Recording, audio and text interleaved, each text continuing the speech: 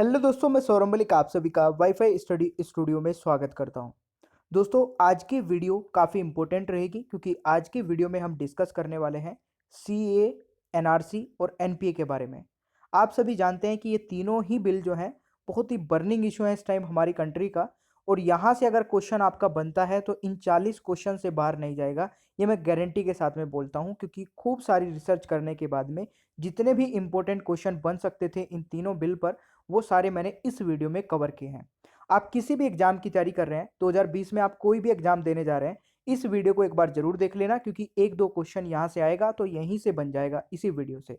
ठीक है, अंत तक देखिएगा। वीडियो पसंद आए तो उसको लाइक कर देना, अपने सभी दोस्तों के साथ में जरूर शेयर कर देना, अपने स्टडी रिलेटेड ग्रुप में और जितने भी आपके पास ग्रुप हैं।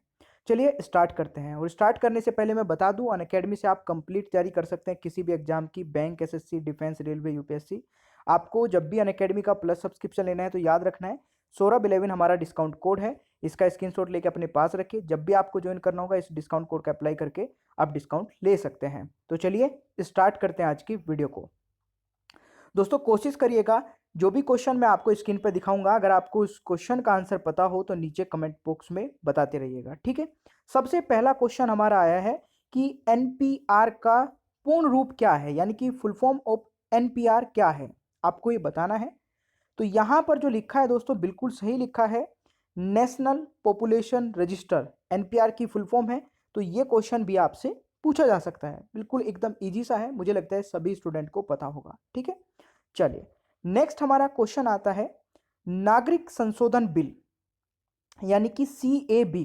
ठीक है, नागरिक संशोधन बिल, जिसको बिल पास होने के बाद में, राष्ट्रपति के साइन होने के बाद में सीएए हो गया क्योंकि वो एक्ट बन गया। तो नागरिक संशोधन बिल 2019 लोकसभा में पास होने वाला कौन सा संशोधन बिल है, ये आपको बताना है। 126वां, 128वां, 129वां, 131वां, जो भी है आपका आंसर नीचे कमेंट बॉक्स में फटाफट बताइए। प्यारे दोस्तों, इसका सही आंसर रहेगा 126वां, यानी कि option A is the right answer. ठीक है, चलिए अब हम आते हैं नेक्स्ट क्वेश्चन पे।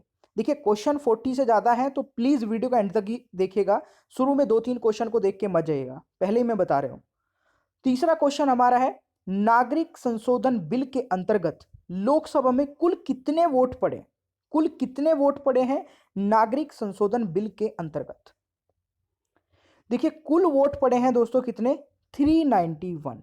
ठीक है, कुल वोट कितने पड़े हैं, 391 पड़े हैं। अब यहां पर क्वेश्चन आपका नेक्स्ट बनता है कि नागरिक संशोधन बिल के अंतर्गत लोकसभा में पक्ष में, फेवर में कितने वोट पड़े हैं। जो नागरिक संशोधन बिल है दोस्तों हमारा, ठीक है, सिटीजनशिप अमेंडमेंट बिल, उसके पक्ष में कितने वोट पड़े हैं यह आपको बताना है। तो प्यारे दोस्तों, इसका सही आंसर रहेगा, बिल्कुल पक्ष में पड़े हैं 311 वोट। अगर पक्ष में 311 वोट पड़ गए और टोटल 391 वोट थे, तो माइनस कर लीजिए 311 कितने हो गए दोस्तों, 80 वोट क्या है इसके, मतलब फेवर में नहीं पड़े हैं, अपोजिशन से कितने वोट पड़े हैं, 80 वोट। तो ये भी क्वेश्चन बन सकता है। ठीक है, हर एक क्वेश्चन को कवर करेंगे, टेंशन मत लीजिए बस। नेक्स्ट क्वेश्चन आ रहा है कि लोकसभा में नागरिक संशोधन बिल को किसने पेश किया। तो ये तो आप सभी को पता ही होगा कि लोकसभा में नागरिक संशोधन बिल को पेश करने वाले कौन है, गृह मंत्री, हमारे होम मिनिस्टर जो है अमित शाह। बिल्कुल सही दोस्तों, ऑप्शन ए इसका आप सही आंसर लगाएंगे। ठीक है, चलिए नेक्स्ट क्वेश्चन पे। नेक्स्ट क्वेश्चन हमारा आ रहा है नागरिक संशोधन बिल के अंतर्गत किस तारीख से पहले भारत आए लोगों को नागरिकता प्रदान की जाएगी। ये भी काफी इंपॉर्टेंट क्वेश्चन है भाई, शायद आपको पता हो और शायद ना पता हो, बट आपको ध्यान रखना है। यहां पे पूछा गया, एक बार फिर से पढ़ देता हूं, नागरिक संशोधन बिल जो हमारा, उसके अंतर्गत किस तारीख से पहले भारतीय आए लोगों को नागरिकता प्रदान की जाएगी। तो 31 दिसंबर 2014 से जो पहले आए हैं उनको नागरिकता प्रदान की जाएगी इस बिल के अकॉर्डिंग। ठीक है, ये क्वेश्चन इंपॉर्टेंट है, याद रखिएगा। दोस्तों नेक्स्ट क्वेश्चन पे जाने से पहले मैं बता दूं कि अगर आप किसी भी एग्जाम की तैयारी करते हैं और पूरा कंप्लीट कोर्स आप करना चाहते हैं घर पे ही बैठ के, जैसे आप लाइक एक कोचिंग ज्वाइन करते हैं। कोचिंग में क्या होता है कि आपको अपने घर से दूसरी जगह पे या तो किसी सिटी में जाना पड़ता है, या फिर आप सिटी में भी रहते हैं तो आपको फिर भी कोचिंग तक जाना पड़ता है। वहाँ पर आपको 3-4 टीचर ही मिलेंगे, उनसे ज़्यादा तो नहीं मिलेंगे। बट हमारा यहाँ पे कॉन्सेप्ट थोड़ा अलग है। अनअकैडमी पर अगर आप किसी भी कैटेगरी में ज्वाइन करते हैं और उसमें 50 टीचर हैं, तो 50 के 50 टीचर के आप लेक्चर, वीडियोस, नोट्स जो भी चाहे वो डाउनलोड कर सकते हैं और आप ज्वाइन कर सकते हैं क्लासेस। ठीक है, जो भी आपको बेस्ट लगे उनसे पढ़ सकते हैं। तो ये एक बिल्कुल नया यूनिक कॉन्सेप्ट है अनअकैडमी का। अगर आप में से कोई भी ज्वाइन करना चाहता है तो अनअकैडमी लर्निंग ऐप आप सबसे पहले अपने मोबाइल में डाउनलोड करिए, उसमें अपना मोबाइल नंबर भर के लॉगिन कर लीजिए। उसके बाद अपना गोल सेलेक्ट करिए, रेलवे, एसएससी, बैंक, जिस भी एग्जाम की आप तैयारी कर रहे हैं। उसके बाद आपको सेलेक्ट करना है कि कितने मंथ का आपको कोर्स लेना है। जैसे आप फीस जमा करते हैं वैसे ही आपको यहाँ पे फीस जमा करनी होती है, कितने मंथ के लिए, तो ये आपसे पूछता है। उसके बाद कंटिन्यू पे क्लिक। जब आप फीस का पेमेंट करते हैं तो उससे पहले आपको एक एंटर रेफरल कोड जहाँ पे लिखा होता है वहाँ पे डालना है सौरभ11। ये एक डिस्काउंट कोड है और इससे आप मैक्सिमम डिस्काउंट ले सकते हैं। इसको डालने के बाद में अप्लाई के बटन पे जरूर क्लिक करिएगा, तभी ये वर्क करता है।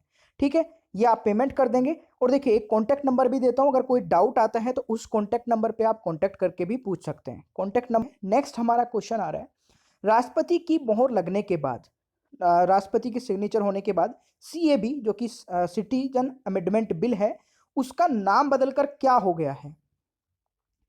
तो सिटीजन अमेंडमेंट एक्ट वो बन गया है। बिल से एक्ट तब बनता है जब भी राष्ट्रपति के सिग्नेचर हो जाते हैं। तो इसका सही आंसर रहेगा सीएए। तो सीएबी और सीए में अलग अलग चीज नहीं है, ये बिल था और ये एक एक्ट बन गया है। ठीक है, तो ये आपको याद रखना है। दोस्तों नेक्स्ट हमारा क्वेश्चन आता है कि नागरिकता अधिनियम 1955 में कब कब संशोधन हो चुका है? तो देखिए अभी तक जो नागरिकता अधिनियम है 1955, उसमें जो अभी 2019 में दोस्तों अमेंडमेंट हुआ है, उसको मिला के 6 बार संशोधन हो चुका है। वो कब कब हुआ है मैं आपको बता देता हूं। ये जो चारों ऑप्शन लिखे हैं, 1986, उसके बाद फिर 1992 में, फिर 2003 में, 2005 में, उसके बाद 2015 में और आपका फिर 2019 में। ठीक है, ये आपका हुआ है। ठीक है, तो ये कितनी बार हो गया? 4 और 2 6, 6 बार ये अमेंडमेंट हुआ है।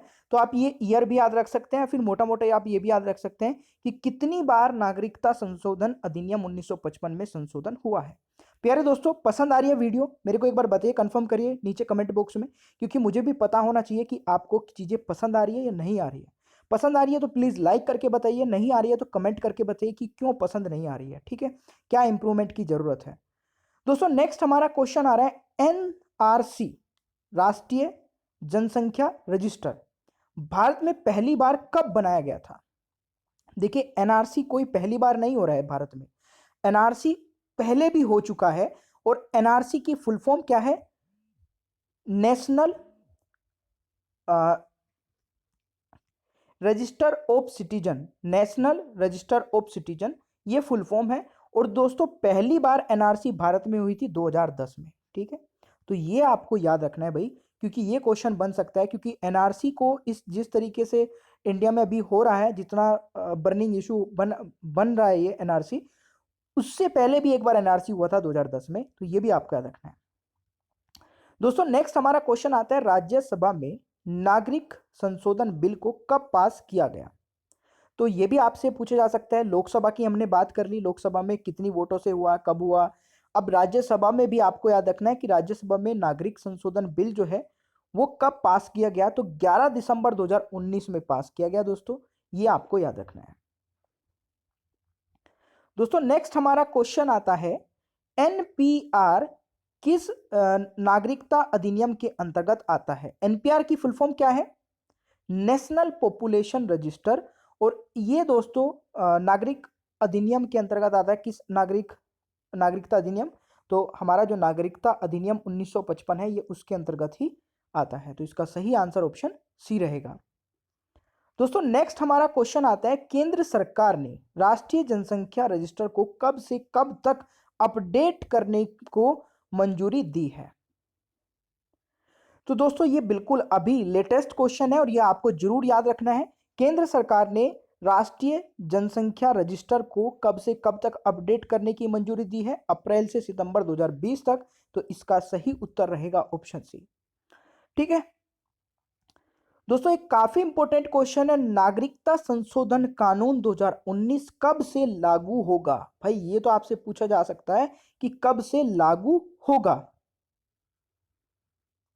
तो प्यारे दोस्तों, नागरिकता संशोधन कानून 2019 जो है वो लागू हो चुका है। और ये कब से हुआ है? 10 जनवरी 2020 से। ठीक है, तो इसका सही आंसर रहेगा option D is the right answer.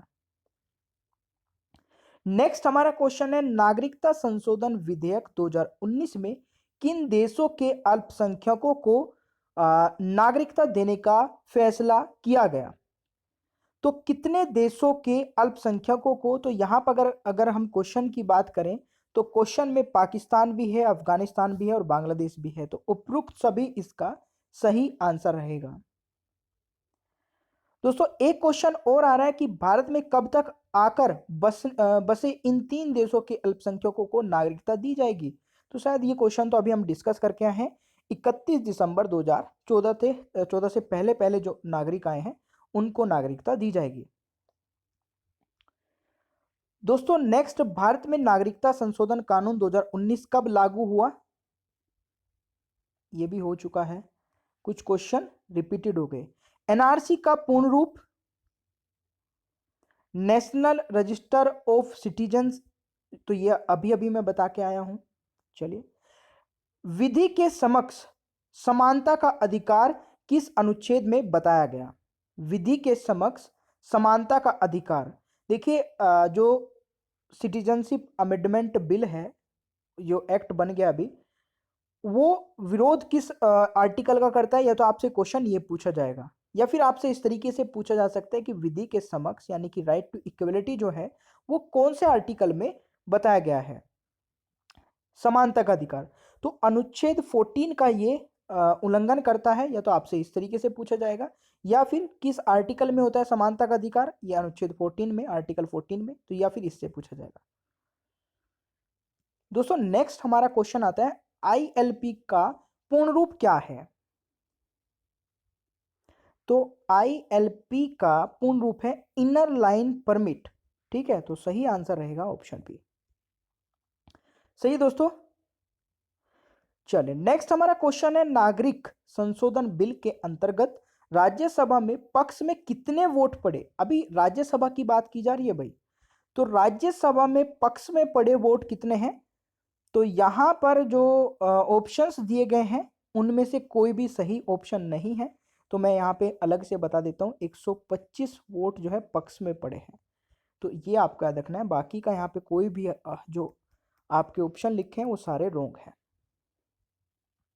Next है, भारत में नागरिकता किस तरह से मिलती है? भारत में नागरिकता किस तरह से मिलती है? तो भारत में नागरिकता मिलती है दोस्तों, देखिए जन्म के द्वारा नागरिकता मिलती है। अगर किसी का जन्म भारत में हुआ है तो उसका जो डेट ऑफ बर्थ सर्टिफिकेट होता है, ठीक है, उसके थ्रू। देशीयकरण द्वारा नागरिकता मिलती है, तो ये भी एक तरीका है। देशीयकरण द्वारा नागरिकता हो चुका है। एक होता है वंशानुक्रम और रक्त के आधार पर, ठीक है, जिनके माँ बाप यहीं पे पैदा हुए हैं और वो भी यहीं पे पैदा हुआ है, तो वंशानुगत जो होता है उसके द्वारा। पंजीकरण के द्वारा, ठीक है, क्षेत्र संवर्ती दृष्टि द्वारा, ठीक है, तो ये सारे ही जो आपके हैं सभी तरीके से दी जाती है। तो उपरोक्त सभी इसका सही आंसर रहेगा। दोस्तों नेक्स्ट हमारा क्वेश्चन आता है, राजनीतिक विज्ञान में नागरिक शब्द का प्रयोग सबसे पहले किसने किया था? राजनीतिक विज्ञान में नागरिक शब्द का प्रयोग सबसे पहले किसने किया था? तो राजनीतिक विज्ञान में सबसे पहले नागरिक शब्द का प्रयोग किया था अरस्तु ने। तो इसका सही उत्तर रहेगा ऑप्शन ए। दोस्तों नेक्स्ट हमारा क्वेश्चन आता है, सर्वप्रथम एनआरसी कब तैयार किया गया था? सर्वप्रथम एनआरसी कब तैयार किया गया था?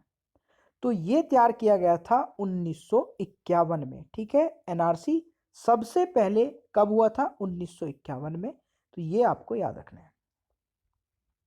नागरिकता संशोधन विधेयक 2019 किस नागरिकता अधिनियम के तहत किया गया है? तो नागरिकता अधिनियम एक ही है हमारा 1955, तो इसके तहत ही किया गया है। दोस्तों नेक्स्ट हमारा क्वेश्चन है, भारतीय संविधान में नागरिकता संबंधित प्रावधान किस अनुच्छेद में किए गए हैं? तो भारतीय संविधान में नागरिकता संबंधित प्रावधान किस अनुच्छेद में किए गए हैं? तो अनुच्छेद 5 से 11 तक। तो इसका सही आंसर ऑप्शन ए रहेगा। अगर आपको इसकी पीडीएफ डाउनलोड करनी है तो टेलीग्राम पे सर्च करिएगा सौरभ सर जी के, सौरभ सर SAURABH, सौरभ मत करने का, वी नहीं है, BH है। तो सौरभ सर जी के आप सर्च करेंगे तो वहां पर इसकी पीडीएफ मिल जाएगी आपको, ठीक है। तो इसका सही आंसर ऑप्शन ए रहेगा। नेक्स्ट हमारा क्वेश्चन है, नागरिकता संशोधन विधेयक 2019 के तहत कितने धर्म समुदाय के अल्पसंख्यकों को नागरिकता दी जाएगी? तो कितने धर्म के अल्पसंख्यकों को नागरिकता दी जाएगी? तो कुल मिला के 6 धर्म के जो अल्पसंख्यक हैं उनको नागरिकता दी जाएगी। एनपीआर किस नागरिकता अधिनियम के अंतर्गत आता है? रिपीटेड हो गया था क्वेश्चन। भारत में किस तरह की नागरिकता का प्रावधान है? तो भारत में दोस्तों एकल नागरिकता यानी कि सिंगल सिटीजनशिप नागरिकता का प्रावधान है।